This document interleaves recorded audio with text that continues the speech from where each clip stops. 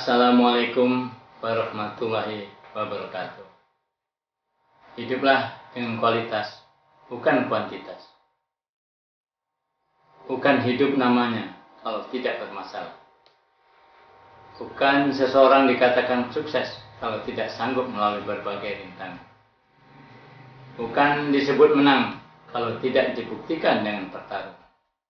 Kesimpulannya, hidup ini memang penuh dengan perjuangan, peperangan, intrik, dan keanekaragaman problem kehidupan. Yang kesemuanya itu diciptakan oleh Allah untuk menguji hambanya yang beriman dan bertakwa. Bagaimana firman Allah dalam Al-Baqarah menyebutkan, "Wala nabluwanakum bisyai'im minal khawfi wal ju'i wa naqsin minal amwali wal anfusi was samarat wa basyiris sabirin." Dan sungguh akan kami berikan cobaan padamu dengan sedikit ketakutan, kelaparan, kekurangan harta, jiwa dan buah-buahan. Dan berilah kabar gembira pada orang-orang yang sabar. Alladzina idza asabathum musibah qalu inna lillahi wa inna ilaihi raji'un. Yaitu orang yang apabila ditimpa musibah, mereka mengucapkan inna lillahi wa inna ilaihi raji'un. Ulaika alaihim salawatun min rabbihim wa rahmah wa ulaika humul muhtadun.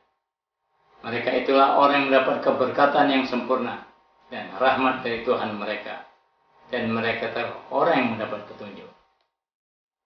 Rasa syukur merupakan salah satu manifestasi dari keimanan seseorang. Jadi orang beriman harus memiliki dua sifat, yaitu sifat syukur dan sifat sabar. Syukur apabila mendapatkan nikmat dan sabar apabila mendapat cobaan. Dalam hadis riwayat Imam Muslim, Rasulullah SAW bersabda, "Ajabalil mu'min fa inna amrahu kullahu khair. In asobahu khairun sakara wa in asobahu sarun sabar." Sungguh menakjubkan jiwa orang beriman. Sungguh semua urusannya selalu baik baginya. Jika mendapatkan nikmat, ia bersyukur. Jika ditimpa cobaan, ia bersabar.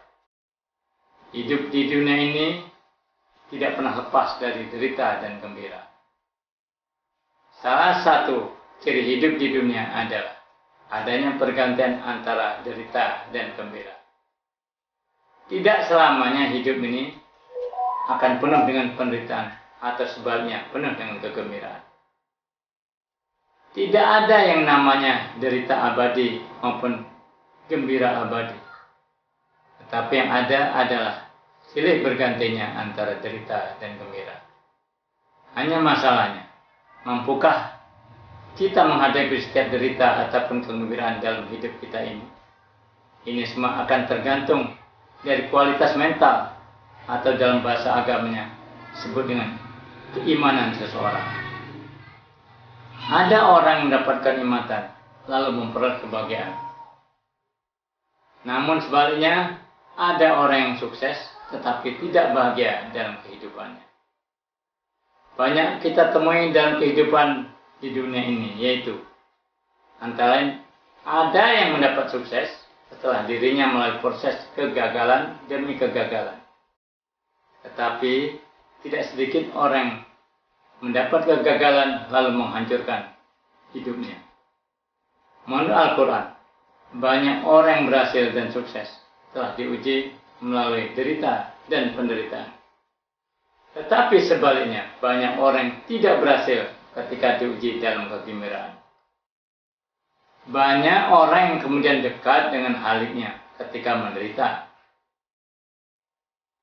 Itulah fenomena atau kebiasaan yang terjadi dalam kehidupan manusia. Nampaknya ujian dalam penderitaan akan membuat manusia bertambah baik, karena semakin dekat dengan Tuhannya.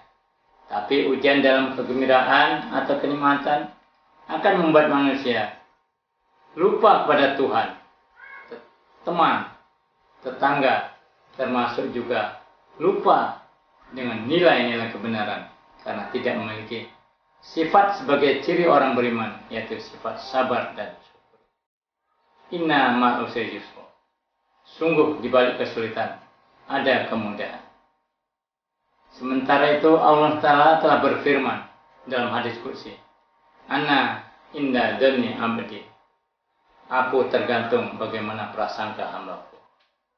Oleh karenanya, bagi orang beriman diperintahkan untuk tetap sabar ketika mendapat derita dan bersyukur ketika mendapat anugerah nikmat.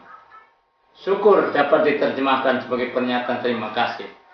Menurut ajaran Islam, yaitu syukur yang pertama diwujudkan dengan ucapan Alhamdulillah. Sebagaimana sabda Rasulullah, Rasus syukri Alhamdulillah.